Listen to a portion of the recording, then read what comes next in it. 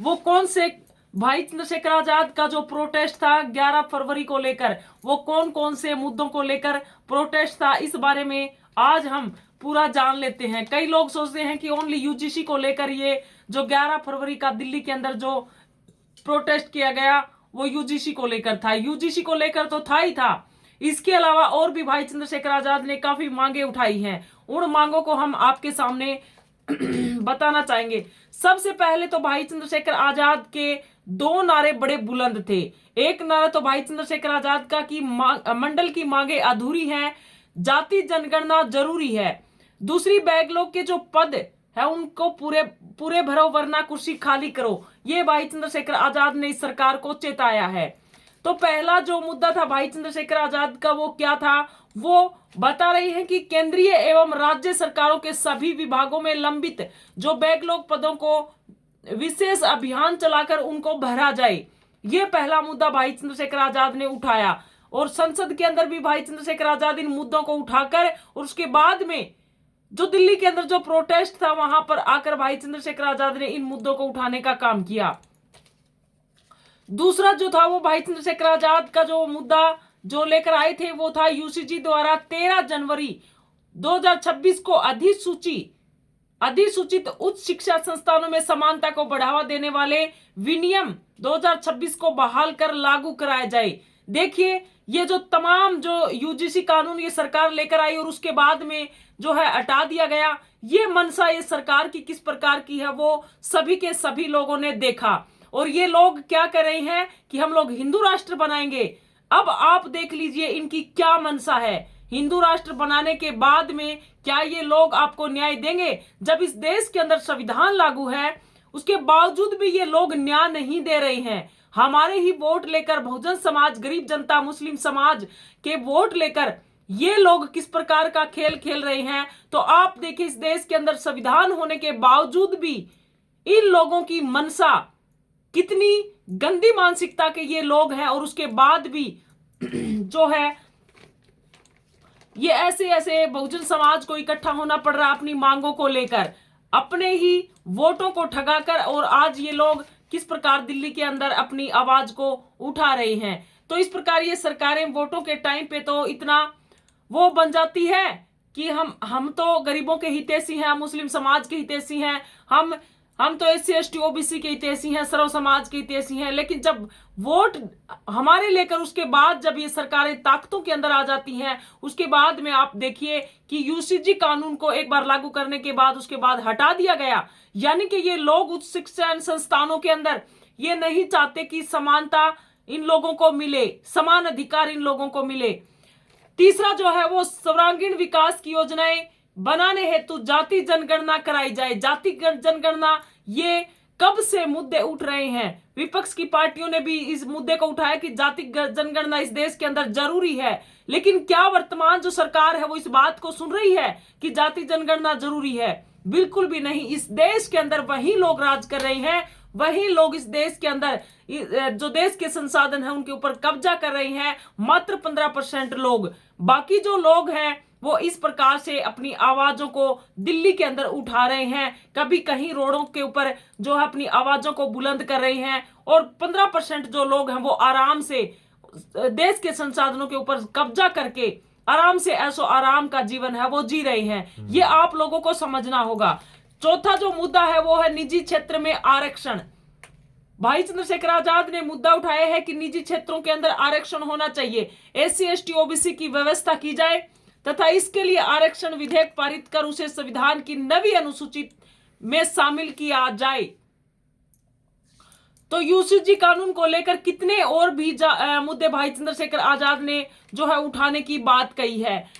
पांचवा जो है वो देश में भूमिहीन व्यक्तियों को आवंटित भूमि का पूर्ण मालिकाना अधिकार दिया जाए। इस देश के अंदर जो भूमिहीन व्यक्ति है उनको भूमि मिले, रहने के लिए घर मिले, रहने के लिए जमीन मिले और इस देश के अंदर जो है निजी क्षेत्र में आरक्षण हो। लेकिन ये लोग क्या कर रहे हैं कि जो काफी सालों से जो लोग रह रही हैं, गरीब जनता जो अपनी झुग्गी झोपड़ी बनाकर रह रही हैं, ये जो आज की वर्तमान बीजेपी सरकार उन झुग्गी झोपड़ियों को भी तोड़ने का काम कर रही है, उन झुग्गी झोपड़ियों को भी हटाने का काम कर रही है। और वो झुग्गी झोपड़ी कहां पर है? जहां पर इस देश के जो गंदे नाले जो बहते हैं उनके नजदीक उनकी झुग्गी झोपड़ियां हैं और उन झुग्गी झोपड़ियों से भी उनको हटाया जा रहा है। यानी इस देश के अंदर गरीब जनता के को ये लोग कुछ समझते नहीं है और जब वोट लेने की बारी आती है वही झुग्गी झोपड़ियों के पास जाकर उनके अंदर जाकर ये लोग चाय पीने का काम करते हैं, खाना खाने का काम करते हैं। कहते देखो हम तो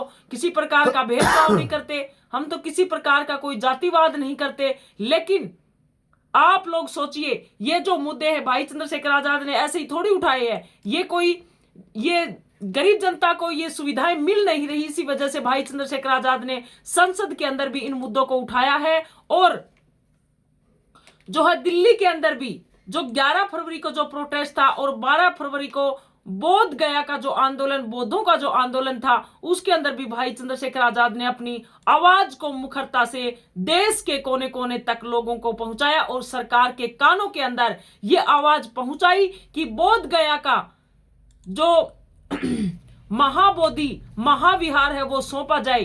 देखिए बोध गया का भी अगर हम बात करें, बोध गया के अंदर महाबोधि महाविहार जो है उसके अंदर भी जो ब्राह्मण समाज के लोग वो कब्जा कर रहे हैं। यानी कि वो कह रहे हैं कि ये हमारा है, कि बौद्ध धर्म हमारा 24वां अवतार है।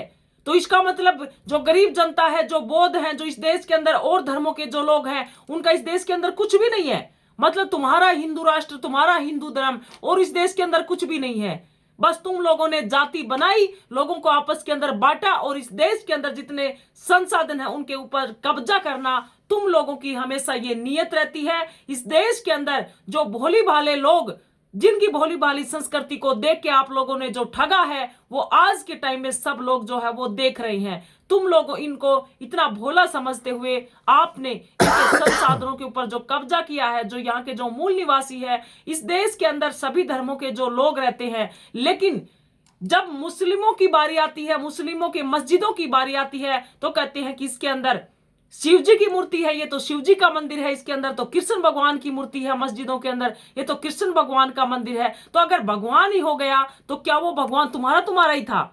उस भगवान ने तुम्हारी रचना की और किसी की रचना नहीं की। उस भगवान ने तुम्हारे पेट लगाया और किसी को लगाया ही नहीं। भाई तुम खाओ, तुम्हारे बच्चे खाएंगे, तुम ही खाओ। तो इस देश के अंदर जो भगवान है वो सबका है। जरूरी थोड़ी तुम्हारा ही कृष्ण है, तुम्हारा ही शिव जी है, तुम्हारा ही सब कुछ है। यानी लोग जो साम दाम दंड भेद की नीति जो ये लोग जानते हैं, आज के टाइम में सब लोग समझ रहे हैं। बौद्धिस्टों के जो बोध गया का जो महाबोधि महाविहार जो है उसके ऊपर भी ब्राह्मण समाज के लोग काफी सालों से कब्जा कर रहे हैं। जब किसी की मृत्यु हो जाती है तो वहां पर पिंड दान करने के लिए वहां पर जो कार्यक्रम है वो रचा जाता है, जबकि बौद्ध धर्म के अंदर ऐसा नहीं है। तो इस प्रकार से वो लोग कब्जा कराए हुए हैं। 12 फरवरी को बहुत बड़ा जो महाप्रोटेस्ट आपने देखा होगा बौद्धों का, महाराष्ट्र से, कर्नाटक से और पूरे देश भर से, बिहार से भी, उत्तर प्रदेश से भी, पूरे हरियाणा से भी जो लोग गए हुए थे, उनकी एक ही मांग थी कि जो बौद्ध विहार है वो बौद्धों को सौंपा जाए, बौद्धों की विरासत है वो बौद्धों को सौंपी जाए। लेकिन ब्राह्मण समाज के लोगों की जो मनसा है वो ये सोच रहे हैं कि ये इसके ऊपर भी हम कब्जा कर लें, जो कि सम्राट अशोक ने अपने टाइम में वो बनवाया था। तो इस प्रकार से ये लोग जो है, इनकी जो मानसिकता है वो ये जो सब लोग देख रहे हैं और इनको भगाने के लिए हमने एकजुट होना होगा। ऐसे ये लोग न्याय नहीं देने वाले, ऐसे ये लोग मानने वाले नहीं है। हम लोगों को एकजुट होना होगा, चाहे वो एससी के लोग हों, एसटी के लोग हों, ओबीसी के लोग हों, मुस्लिम समाज के लोग हों, चाहे यहाँ के जो आदिवासी हैं, यहाँ के मूल निवासी, जितने भी जो लोग हैं, उनको एक होना होगा, तभी ये लोग मानेंगे। जब तक एक नहीं होंगे तब ये लोग नहीं मानेंगे। तो छठा जो मुद्दा भाई चंद्रशेखर आजाद का था वो था वन नेशन वन एजुकेशन की व्यवस्था लागू कर उसे निःशुल्क एवं अनिवार्य बनाया जाए तथा इसके लिए पृथक अधिनियम बनाया जाए। वन नेशन वन एजुकेशन, यानी कि इस देश के अंदर एक ही एजुकेशन हो, वो है सरकारी स्कूलों की व्यवस्था। इस देश के अंदर जो प्राइवेट स्कूलों की जो व्यवस्था की जा रही है, इस देश को जो लूटपाट करने की जो व्यवस्था की जा रही है, यानी कि भाई चंद्रशेखर आजाद का कहना है कि सरकारी स्कूलों के अंदर ऐसी व्यवस्था की जाए कि उसी स्कूल के अंदर तो गरीब का बच्चा पढ़े और उसी स्कूल के अंदर प्रधानमंत्री का बच्चा पढ़े। बिल्कुल। जो मंत्री नेता कोई भी उसी स्कूल के अंदर पढ़े और इस देश के अंदर प्राइवेट जो स्कूल हैं, जो संस्थाएं हैं, उनको बंद किया जाए। लेकिन हो क्या रहा है, इस देश के अंदर सरकारी स्कूलों को बंद किया जा रहा है, जिसके अंदर गरीब लोग पढ़ते हैं। और जो बड़ी बड़े यूनिवर्सिटियां, बड़े बड़े जो प्राइवेट स्कूल जो खोले जा रहे हैं, जिनके महीने की जो आप देखेंगे फीस है, वो करीब 10-10 हजार रुपए, 5-5 हजार रुपए। और वो बड़े लोग जो अपने बच्चों को जो उच्च शिक्षा जो दे रही है, वो ही शिक्षा अगर सरकारी स्कूलों के अंदर दी जाए तो उन गरीबों का भी भला हो जाए। लेकिन ये सरकारें नहीं चाहती कि ये गरीब लोग हमारे बराबर की कुर्सी के ऊपर बैठे। इनकी जो वैचारिक सहमति के अनुसार देखा जाए तो चपरासी से लेकर जज, हाई कोर्ट, सुप्रीम कोर्ट तक इन लोगों ने अपने 15% लोगों को भर दिया गया है। और आगे भी इन लोगों की यही मंशा है कि हमारी हमेशा से सरकार रहे और लोगों की सरकार ना रहे। इसलिए इन्होंने मशीनों के अंदर भी ऐसा घपलाबाजी करके ऐसा काम है वो कर दिया है। तो भाई चंद्रशेखर आजाद ने कहा है कि SC ST OBC की हकमारी है ये ना की जाए। इसके विरोध में 11 फरवरी को जो बड़ा आंदोलन था वो सफल रहा। और अगर इस प्रकार से अगर ये जो मुद्दे हैं अगर इनको बहाल नहीं किया गया तो बहुत बड़ा प्रोटेस्ट इस देश के अंदर होगा। सड़कों को जाम कर दिया जाएगा, भारत को बंद कर दिया जाएगा, ये आपको समझना होगा। तो इस प्रकार से आगे की जो उसी प्रोटेस्ट के अंदर ये रुचि तिवारी नाम की लड़की आई थी, जो आज ये मुद्दा बना हुआ है। ये आज वहां पे वो कुर्सियां डाल रहे थे ना, वो बोल रहे चंद्रशेखर भाई जब बोल रहे थे, उससे पहले जब आए थे, जब कुर्सियों को फेंक रहे थे, तब ये लड़की का मामला था, ये रुचि तिवारी का। ये पहुंच रही थी और ब्राह्मण 2-3 लड़के थे, उन लड़कों को लेके आ गई और वहां पे भाषण के अंदर बोल रही थी कि पानी तुम्हें मिला, तुम्हें ये चीज मिली, तुम्हें ये चीज मिली। तमाम ये जातिवादी मानसिकता की बातें कर करके अपने लोगों को उकसाया इस लड़की ने, ये रुचि तिवारी ने। चलू ना कर इसको, इसने उकसाया। आज ये DU के अंदर जो दिल्ली के अंदर बहुत बड़ी यूनिवर्सिटी है, सबसे बड़ी यूनिवर्सिटी देश की, उसके अंदर ये जो दलित समाज के लड़के थे वो प्रोटेस्ट कर रहे थे। प्रोटेस्ट भाई UGC कानून का लागू करो। आज फिर वहां पहुंच गई है और वहां जाके पता नहीं कैसे कैसे क्या करके, और एक लड़की है, वो लड़की की तबीयत भी खराब हो गई और वो नवीन कुमार उसका फोन छीन लिया और तमाम ऐसी मतलब धक्के से जाके और धक्के से शोषण कर रहे हैं। सरकारों को दिख रहा है, लोगों को भी अच्छी तरीके से दिख रहा है कि ये धक्के से कर रहे हैं, लेकिन सिस्टम के अंदर लोग बैठे हुए इनका समर्थन करते हैं, सारे के सारे। हम लोग बौद्ध राष्ट्र की मांग करते हैं। देखिए, जब इतना बड़ा बहुजन समाज जब इकट्ठा हो रहा होता है, तब उस प्रोटेस्ट के अंदर ऐसी ऐसी मानसिकता के लोग जाकर प्रोटेस्ट को खराब करने का जो काम करते होते हैं। वे सोचते हैं कि इनका जो प्रोटेस्ट है वो असफल हो जाए, लेकिन ऐसा नहीं है। किसी ने कहा भाई चंद्रशेखर आजाद को कि पीछे देखिए कुर्सियां जो फेंक रहे हैं, तब उस रुचि का जो मामला था, तब भाई चंद्रशेखर आजाद ने कहा कि आराम से बैठ जाओ, वो मनुवादी मानसिकता के लोग हैं, पुलिस अपने आप देख लेगी। तो इस प्रकार से ये लोग बीच में घुसकर इस प्रकार की जो अव्यवस्था का जो काम करते हैं, ऐसे में सबको पता है। लेकिन हमारा जो बहुजन समाज है वो आराम से उस प्रोटेस्ट के अंदर शामिल था। किसी ने भी ऐसा जो काम नहीं किया जो कि इस प्रकार की अव्यवस्था हो। अव्यवस्था अगर कोई करता है तो अगर फिर उसके बारे में पूछा जाता है कि वो बंदा कौन था, तो वो ब्राह्मण समाज के ही लोग होते हैं या फिर ठाकुर समाज के लोग होते हैं। ब्राह्मणवादी मनोवस्था के जो लोग होते हैं वो इस प्रकार का जो काम करते हैं। जो लोग नहीं चाहते कि जो गरीबों की जो हकमारी जो की जा रही है वो अपनी आवाज को बुलंद करें और उनको ये हक अधिकार मिले। लेकिन जो महिलाएं इस प्रकार का जो काम करती हैं, देखिए हमने जो प्रज्ञा मिश्रा है, प्रज्ञा मिश्रा जो अपना चैनल चलाती हैं, प्रज्ञा मिश्रा बढ़िया है, वो भी तो एक ब्राह्मण समाज की लड़की है, उसको सलाम करते हैं बिल्कुल, ठीक है। वो विश्वरत्न डॉक्टर बाबा साहब भीमराव अंबेडकर जी को इतना फॉलो करती हैं, इतना फॉलो करती हैं। कहीं पर बाबा साहब भीमराव अंबेडकर की शायद वो महाराष्ट्र के अंदर प्रतिमा बनी हुई, सर्व समाज को लेती है वो, एक समाज को नहीं लेती वो प्रज्ञा मिश्रा जो लड़की है, प्रज्ञा सारे समाज को लेती है वो। हम उसका विरोध नहीं करते भाई उसका। तो वो विश्वरत्न डॉक्टर बाबा साहब भीमराव अभिसार शर्मा है, अभिसार शर्मा तो इतना इंपॉर्टेंट, इतना जबरदस्त है, हम उसका विरोध नहीं करते कभी अभिसार शर्मा का, क्योंकि बात की बात करता है।